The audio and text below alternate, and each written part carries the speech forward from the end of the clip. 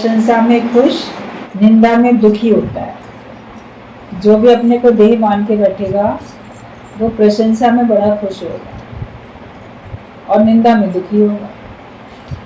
लेकिन गुरु ने ये सिखा दिया कि तुम प्रशंसा करने की कंजूस मत बनो, तुम हर एक की प्रशंसा करो तो वो खुश होएगा। किसी को भी खुश करना हमारे हाथ में है। आप कहते हो ना, सबको खुश करना हमारे हाथ में नहीं है, लेकिन किसी को भी खुश करना आपके हाथ में है, क्योंकि आप दूसरे की प्रशंसा करके उसको खुश कर सकते हो। बहुत चापलूसी करने की जरूरत नहीं है कि आप झूठी प्रशंसा किए जा रहे हो, लेकिन सबके अंदर वो भगवान विद्यमान है, सबके अंदर भगवान की सत्ता विद्यमान है और सबको परमात्मा ने बनाया है। हर एक के अंदर कोई ना कोई तो गुण रखा ही है, कोई ना कोई इसके अंदर में काबिलियत खूबी है।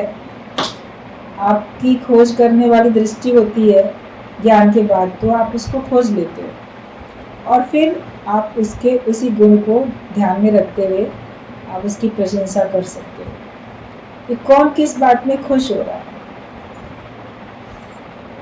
कभी प्रशंसा करने के कंजूस मनुष्य होते हैं, तो किसी का कोई काम अच्छा भी लगता है, कोई काम पसंद भी आता है, तो नहीं बोलेंगे ये काम तुमने बड़ा अच्छा किया। उस समय एक शब्द बोलने में क्या जाता है। भगवान ने जितने अच्छे अच्छे काम किए, भगवान की भी प्रशंसा नहीं करते हो, बहुत कभी कभी करते हो, हाँ भगवान तुमने बड़ा अच्छा किया, वरना शिकवे शिकायतें तो बहुत। तो दीपावली में सब लोग जो एक दूसरे को दीपावली की बधाई देते हो, शुभकामनाएं देते हो,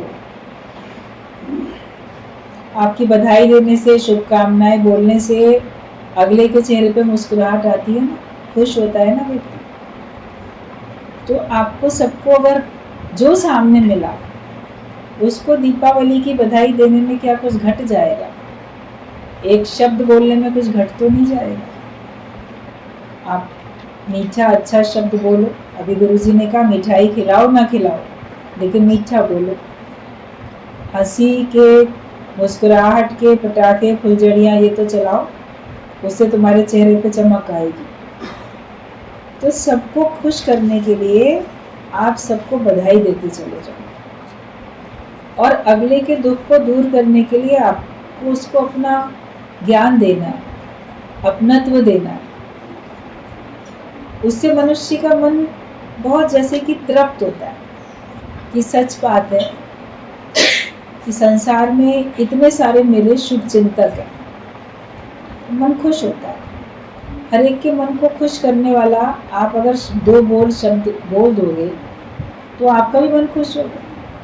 आप किसी को देख के मुस्कुरा दोगे तो आपका मन भी मुस्कुराएगा। तो अपने अंदर का वैर विरोध हमको मिटाना है, अज्ञान का अंधेरा हमको दूर करना है। सामने जो पड़ जाए, अगर आपका परिचित है, आप जानते हो उसको, सामने जो पड़ जाए तो ये इंतजार नहीं करो कि पहले वो हमको नमस्ते करे, पहले वो हमको बधाई दे।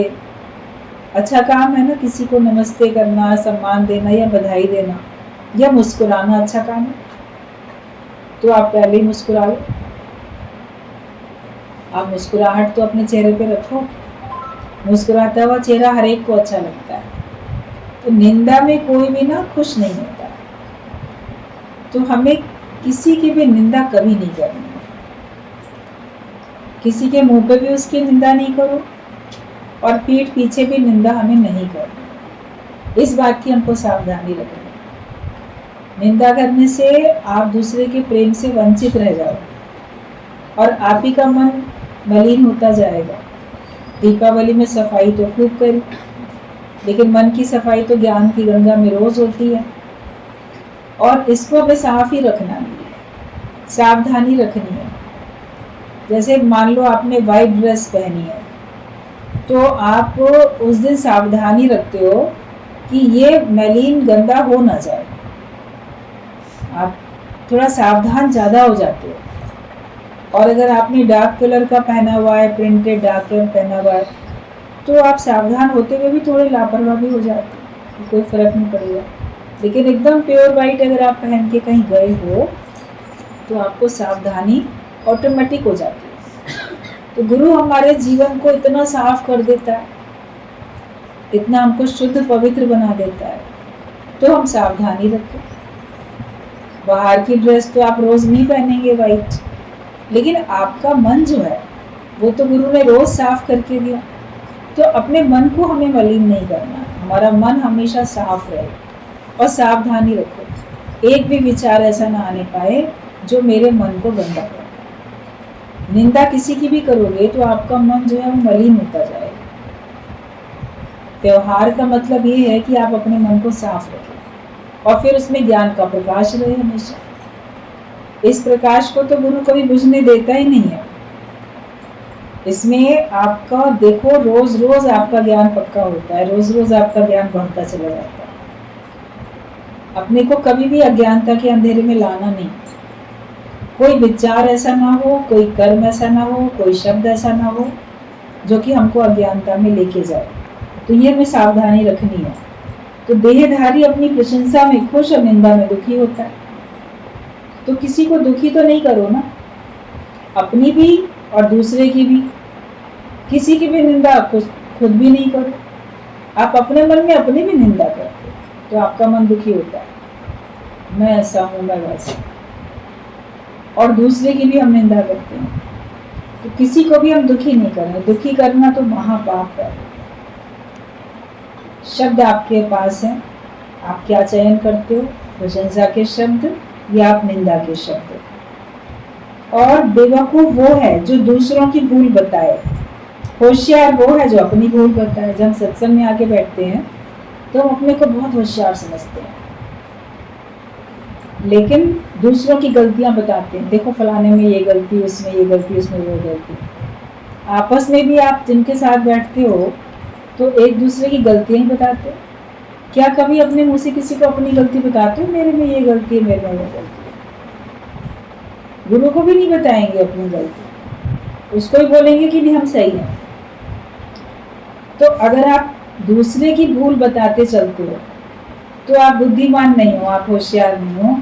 फिर तो आप जैसे बेवकूफ हो कि सारा समय आपने पर चिंतन में, पर चर्चा में गंवा दिया। दूसरे का चिंतन करते करते भगवान का चिंतन करना भूल गए।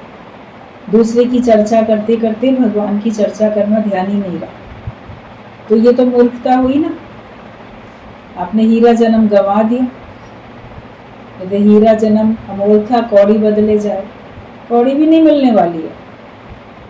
कौड़ी के बदले जाए तो बोल दिया गया, लेकिन मिलेगा कुछ भी नहीं अगर आप पर चर्चा में और पर चिंतन में रहते हो।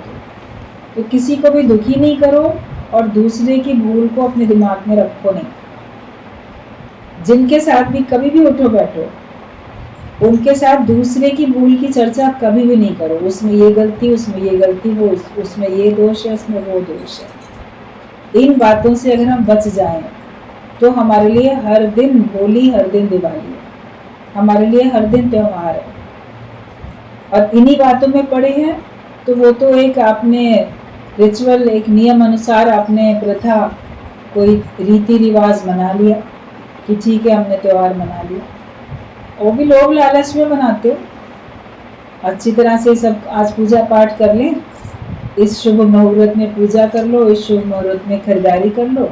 ज्योतिषी लोग भी आपको बताते हैं, पंचांग में लिखा होता है, लोग बताते हैं, पेपर में आ जाता है, टीवी में बताते हैं, लोगों से पूछ लेते हो। वो सब क्यों करते हो? ताकि आपके पास पैसा आए। बस धन के लोग लालच में ही तो करते हैं।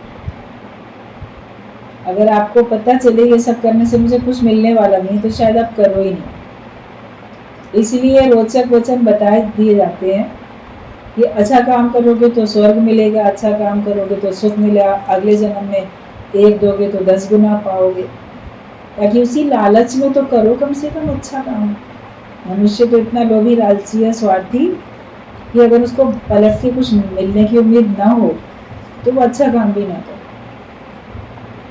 तो इसलिए सारे जितने रीति रिवाज हैं, त्योहार हैं, धर्म है, इनमें सब में जो भी ये बनाए गए हैं उत्सव, त्योहार, ताकि एक दूसरे की प्रशंसा कर सकें, प्रेम कर सकें, वैर विरोध मिटा सकें और हम अच्छा काम कर सकें। जो बात अभी चल रही थी गुरु जी की वाणी में, कि इतना सब करते हैं, इस बहाने कितने लोगों की रोजी रोटी चल जाती है, वरना कोई इतना खरीदता थोड़ी है। एक साथ इतना सारा आप नहीं खरीदते हो। कपड़े भी नए खरीदोगे तो कपड़े वालों की बिक्री हो गई, मोमबत्ती दिए ये सब खरीदे आपने तो उनकी, कुम्हार की, उनकी सबकी बिक्री हो गई। जो भी कुछ आप खरीदते हो, और फिर सबके साथ आप मेल जोल करते हो, इस बहाने सबका प्रेम आपको मिलता है, सबको प्रेम आप देते हो। तो जीवन में और है क्या? आपका प्रेम ही तो लोग याद रखेंगे, आपकी अच्छाई लोग याद रखेंगे, उससे खुश होंगे। आपका प्रेम कोई नहीं याद रखेगा तो फिर क्या होगा? वो आपके जाने के बाद भी आपको दोषी ठहराता रहेगा, अच्छा हुआ चला गया, दुनिया से बड़ा खराब था। अगर आपने प्रेम नहीं दिया होगा, अच्छाई बांटो तो अच्छाई मिले, जो दोगे वो हमको कई गुना होके मिलने वाला है। तो कभी भी जिनके साथ भी उठो बैठो, उसमें ये बातों में सावधानी रखो कि हम दूसरे की चर्चा और दूसरे की बात, खास करके दूसरे की गलती बताने की बात नहीं करें। अगर बात होगी तो आप अपनी गलती बताओगे, देखो यहाँ पे ना मेरी ये मिस्टेक है, मुझे इसको दूर करना है। मित्रों से भी अपनी बात अगर करो तो अपनी गलती, अपनी भूल रियलाइज करके बात कर लेना। और होशियार तो वही है जो अपनी भूल को रियलाइज करता है और उसको कभी ना दोहराने का वो संकल्प करता है। तो बेवकूफ वो है जो दूसरों की भूल बताए, होशियार वो है जो अपनी भूल बताए। दूसरे की भूल देखनी नहीं है, दूसरे को तुम्हें सुधारना नहीं है, पर अपने को सुधारो। तुम भगवान की गलतियां निकालते हो तो मनुष्य की गलती निकालने से कैसे चूकोगे? भगवान की गलती निकालते रहते हैं, भगवान ने ये गलत किया, भगवान ने वो गलत किया, भगवान ने मेरे जीवन में बड़ा बुरा किया, भगवान ने फलाने के जीवन में बड़ा बुरा कर दिया। जो आपके अपने इष्ट संबंधी मित्र होते हैं, वेल विशर जो होते हैं, उनके जीवन में भी कोई अगर आपको लगता है कि आपकी दृष्टि में अच्छी बात नहीं हुई तो आप कहते हैं भगवान ने उसके संग बड़ा बुरा किया। और जो आपका मित्र नहीं है उसके संग वही बात होगी तो बोलेंगे भगवान ने बड़ा अच्छा किया उसके साथ। और भगवान की गलतियां निकालते रहते हैं, भगवान ने इस मौसम में सर्दी ज्यादा कर दी, इसमें गर्मी ज्यादा कर दी, इसमें बारिश ज्यादा कर दी, भगवान को ये नहीं करना चाहिए था, भगवान को भूकंप नहीं लाना चाहिए था, भगवान को बाढ़ नहीं लानी चाहिए। तो भगवान की भी तो गलतियां निकालते रहते हैं। एक पानी के जहाज में लोग जा रहे थे और उसमें कोई सिद्ध पुरुष भी बैठे हुए थे, संत भी थे। तो वो पानी का जहाज डूबने लगा। जब डूबने लगा तो सब लोग प्रार्थना करने लगे, बचा लो भगवान, बचाओ हम लोगों को। तो जो सिद्ध पुरुष थे उनको ऐसे सिद्धि प्राप्त थी, वो कुछ बोलेंगे तो होगा, लेकिन वो भगवान के किए में राजी रहते हैं। वो कुछ ऐसे ना प्रशंसा करे, ना निंदा करे, ना किसी को आशीर्वाद दे, ना भगवान के किए में कमी निकाले। मगर उनमें से एक जो था उसको बड़ी दया आ गई, उसने भगवान से प्रार्थना कर ली कि भगवान बचा लो, कितने लोग डूब जाएंगे। हमारे अपने जाने का तो हमको दोष कुछ ऐसे नहीं है, लेकिन इतने लोग हैं, वो सारे जाएंगे, उनके घर वाले कितने दुखी होंगे। दया के कारण उसने प्रार्थना की तो जहाज नहीं डूबा, किनारे लग गया, सब उतर गए। अब वो सिद्ध पुरुष जो थे उनके लिए जब वो इकट्ठे बैठते थे, भोजन का समय होता था, तो उनके लिए आसमान से थाली अपने आप सामने भोजन की प्रकट हो जाती थी। भगवान उनकी ऐसे ही उनकी व्यवस्था बनाते थे और वो फिर उनको अपने खाने की चिंता कुछ होती नहीं थी, पेट भर के, और फिर वो अपने कार्य में लगते थे। भगवान का नाम लेना, दूसरों को नाम दिलाना, दूसरों को अच्छी राह दिखाना, संतों का जो काम होता है वो उसी में लिप्त रहते थे। तो उस दिन जब वो बैठे तो सबके सामने तो थाली आई, मगर जिस संत ने, जिस सिद्ध पुरुष ने प्रार्थना की थी कि सबको भगवान बचा लो, तो देखा उसके सामने थाली नहीं आई। अब सब लोग सोचने लगे कि इसने तो आज बड़ा अच्छा काम किया, इसने प्रार्थना भी की भगवान से कि इसको सबको जान बचाने के लिए, और आज इसको भगवान ने भूखा रखा। उसने भी भगवान से कहा, भगवान ये क्या हुआ, आज मेरे सामने क्यों नहीं थाली आई, मैंने कौन सा दोष किया, मेरे से कौन सा गलत काम हो गया। तो आकाशवाणी हुई कि मैं पानी के जहाज को डुबो रहा था, तुमने उसमें मेरे काम में ना विघ्न डाला, तुमने रोक दिया। कोई भी जहाज डूबता है, नाव डूबती है, कोई एक्सीडेंट होता है, तो कई लोग उसमें दुनिया से चले जाते हैं, लेकिन कई लोग बचते भी तो हैं। बोले तुम लोगों को तो मैं बचा लेता, लेकिन तुमने औरों को बचाने के लिए मेरे काम में विघ्न डाला। और वहां पे जल में कितने ऐसे जीव थे जो कई दिन से भूखे थे, उनको भोजन नहीं मिला था। तो इसमें से जो लोग डूबते, उनके शरीर का मांस खा के उन लोग का पेट भरता, लेकिन तुम्हारे कारण से कितने जीव भूखे रह गए, तो इसके लिए तुमको आज भूखे रहना पड़ेगा। तो इसका सिद्धांत ये है कि हम कभी सोचते हैं कि भगवान ने बड़ा बुरा किया या भगवान ने बड़ा अच्छा किया, लेकिन भगवान को पता है ना उसको कब क्या करना है, किसको देना है, कब किस बहाने। तो जो संत होते हैं, सिद्ध पुरुष होते हैं, वो भगवान के किए में गलती नहीं निकालते। वरना मनुष्य बोलेगा देखो भगवान ने ना ऐसा कर दिया, कितने लोग मर गए, कितने को नुकसान पहुंच गया, कितने, उनको जाना ही ऐसे होता है, कोई ना कोई बानक बन जाते हैं। उस समय मान लो किसी की प्रार्थना करने से उनके प्राण बच भी गए, लेकिन क्या बाहर निकल के वो बचे रह जाएंगे कि भगवान को उनको लेने के लिए कोई और व्यवस्था बनानी पड़ेगी। और वहां जो व्यवस्था बनती पानी के अंदर, अगर उनकी मृत्यु होती तो साथ साथ उन जीवों को भोजन भी देना था भगवान, फिर भगवान कोई और व्यवस्था बनाएगा। ऐसे लोगों का फिर नाव तैयार करके भेजेगा जिनको जाना है और जिनके कारण से उनका पेट भरे। भगवान तो सभी की सुनते हैं ना, जल के अंदर जो जीव है उनकी भी सुनते हैं, धरती के अंदर जो है उनकी भी सुनते हैं, तुम्हारी भी, दूसरों की भी, सभी की सुनते हैं भगवान। तो हम भगवान के किए में राजी रहें, भगवान के किए में नाराज ना हो।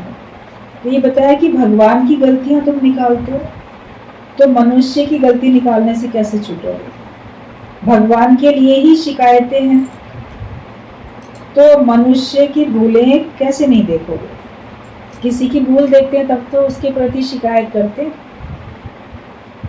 तुम भगवान की गलती निकालते हो, भगवान में भूल देखते हो, तो मनुष्य से कैसे नहीं आप भूल देखोगे और शिकवे शिकायत करोगे। भगवान की भी गलती निकालना बंद करो आज से।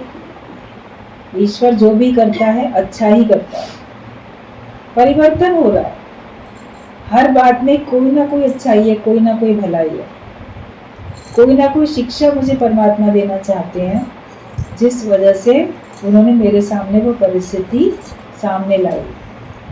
कोई तो मुझे शिक्षा देना चाहते हैं, अभी मैं नहीं समझ पा रहा हूँ, लेकिन जितना विवेक खुलेगा, ज्ञान पक्का होगा, गुरु से बात करोगे तो गुरु उसमें भलाई ढूंढ के निकालेगा। एक बार सत्संग में बात चल रही थी कि कौन सी परिस्थिति ऐसी है जिसमें तुम शुक्राना नहीं गा सकते। ऐसी कोई भी बात अगर तुम बताओ कि जिसमें तुम बोलो कि इस परिस्थिति में हम शुक्राना नहीं गा सकते, तो गुरु तुमको बताएगा, दिखाएगा कि इस परिस्थिति में तुम ये विचार रख के शुक्राना गा सकते हो। ऐसा कोई भी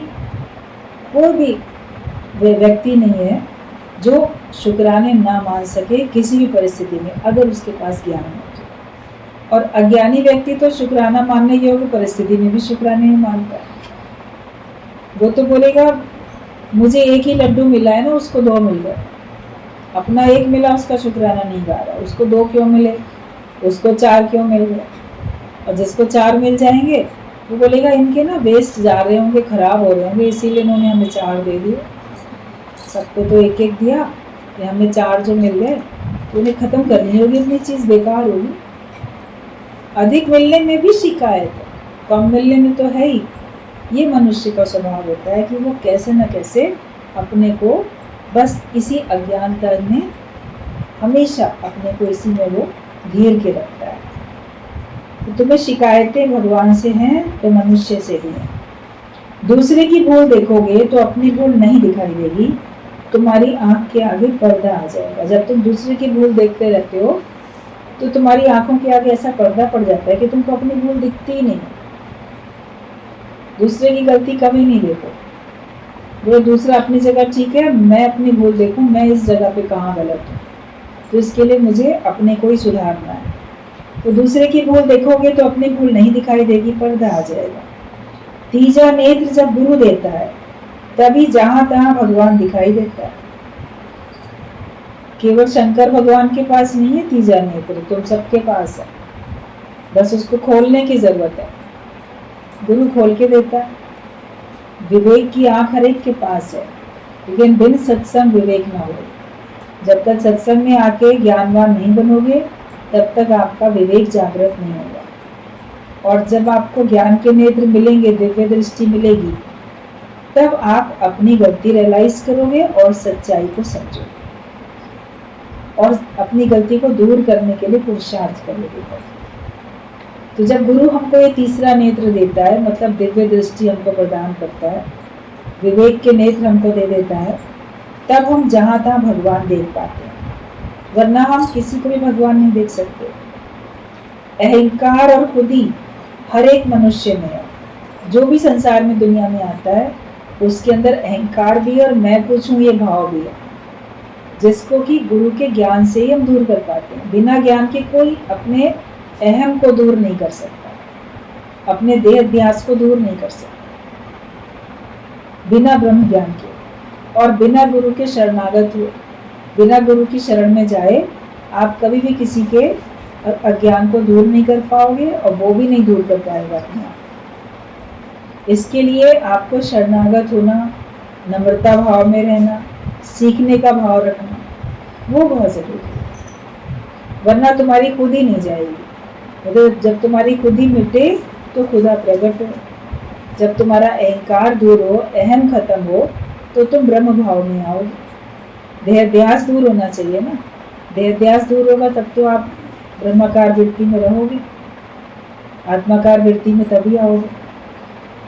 तो अहंकार और खुदी हर एक मनुष्य में है, लेकिन उसकी दूर हुई ज्ञान से, दूसरे की भी दूर होगी तत्व के ज्ञान से, तुम्हारी भी दूर होगी तत्व के ज्ञान से। भगवान से शक्ति नहीं मिली पर गुरु से शक्ति हासिल होती है। भगवान से जो सब शक्तियां मिली थी वो सब जैसे सुषुप्त अवस्था में थी, सोई हुई थी। बीज के अंदर सारी शक्तियां, लेकिन बीज अपने आप में वो शक्ति प्रकट कर तो नहीं सकता ना वृक्ष बनने की। वो जब धरती का संपर्क पाता है, उसको खाद पानी सब मिलता है, तब उसके अंदर की शक्ति प्रकट होती है। तो भगवान ने हर एक को शक्तिशाली बना के भेजा तो, लेकिन बीज की तरीके से। उसकी शक्तियां सब सोई हुई हैं, जैसे बीज के अंदर पेड़ सोया हुआ, ऐसे आप बीज तोड़ के देखोगे आपको कोई पेड़ पौधा पत्ता कुछ नहीं दिखने वाला, मगर ये तो सबको पता है ना उसी के अंदर पेड़ छिपा हुआ। प्रकट कैसे होगा वो भी तुम्हें पता है। तो तुम्हारे सबके अंदर की शक्तियां कैसे प्रकट होंगी ये पता नहीं था, ये गुरु बताता है कि तुम्हारे अंदर की शक्ति ज्ञान से प्रकट होती है। सत्संग की धरती में आके अपने को मिटाते हैं, बीज अपने को मिटाता है, तब उसके अंदर की शक्ति प्रकट होती है, तब इतना विशाल वृक्ष बनता है। तो हम भी जब अपने को मिटाएंगे तब हमको शक्ति हासिल होगी। तो भगवान से तो शक्ति नहीं मिली, मिली तो सोई हुई, पर गुरु से हमको शक्ति हासिल होती है। सोई हुई शक्ति को तो गुरु जगाता है। भगवान से बढ़कर गुरु है जो हर हालत में राजी रहना सिखाता है। गुरु तुमको हर हालत में राजी रहना सिखाता है, वो भगवान से बढ़ के, क्योंकि तुम हर हालत में राजी पहले नहीं रहते थे, नाराज होते रहते थे। राज को नहीं समझा तो नाराज होते हो, रहस्य को नहीं जाना तो नाराज होते हो। भगवान निराकार तो पहले भी था, पर हमें कौन सी शक्ति और शांति मिल गई थी।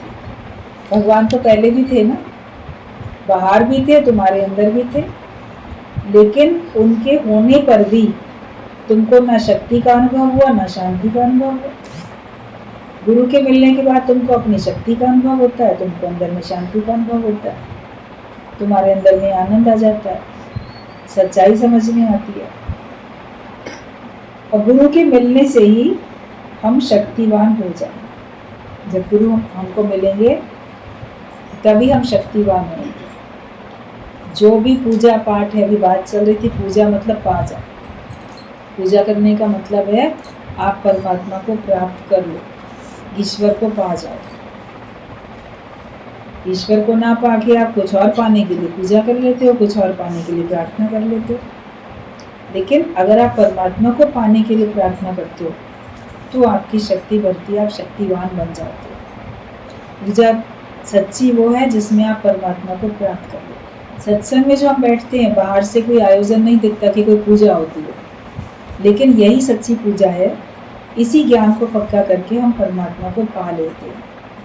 ईश्वर को प्राप्त करके चलोगे तो हमेशा मन आनंद में रहेगा और हमेशा आप अपने को शक्तिशाली अनुभव करोगे।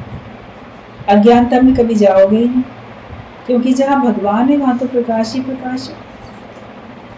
जहाँ भगवान नहीं है वही अंधेरा है। तो अपने अंदर भगवान को प्रकट करो। तुम्हारे अंदर भगवान हमेशा हैं और गुरु ने प्रकट करके दे दिए, तो अब उसके ऊपर पर्दा नहीं आएगा। आपने दूसरे की भूल देखनी शुरू की तो आपकी आंख पे पर्दा, फिर आप अपनी गलती नहीं देख पाओगे और अपने अंदर के भगवान को भी आप ढक दो। इसलिए अपनी गलती को हमें रियलाइज करके उसको ना दोहराने का संकल्प लेना। और त्योहार मनाने का मतलब है आप प्रेम में रहो, सबकी प्रशंसा में रहो, किसी की निंदा में नहीं रहो, तब तुम्हारा त्योहार मनाना सफल है। सच्ची तरीके से त्योहार मनाना गुरु ने बता दिया, उसी तरीके से हम लोग को मनाना भी है। अपना मन हमेशा सदा सदा के लिए प्रसन्न कर लो कि कोई भी परिस्थिति आए मेरा मन कभी भी डावाडोल ना हो, मेरा मन कभी भी अस्थिर ना हो। स्थिर मन ब्रह्म तो अथिर मन संसार बोला गया। मन की स्थिरता सबसे बड़ी चीज है। भगवान को बोलते हैं प्रभु ते भूलिया तो व्यापन सभी रोग। भगवान को बोलते हो तो तुमको अज्ञानता के सारे रोग व्याप जाते हैं। ईश्वर को याद करो हर समय सच्ची तरीके से, और भगवान की भूल देखनी बंद की है तो भगवान के बनाए हुए बंदों की भूल देखना भी बंद कर दो। त्योहार का मतलब ही है कि हम हर एक को प्रेम कर सकें और हर एक में बसे भगवान को देख के हम उसका आदर मान सम्मान कर सके, भेदभाव हमारा अंदर से खत्म हो जाए। तो सच्ची दिवाली ये मनाओ कि अपने अंदर के अंधेरे को, अज्ञान को सदा सदा के लिए सब लोग दूर करें।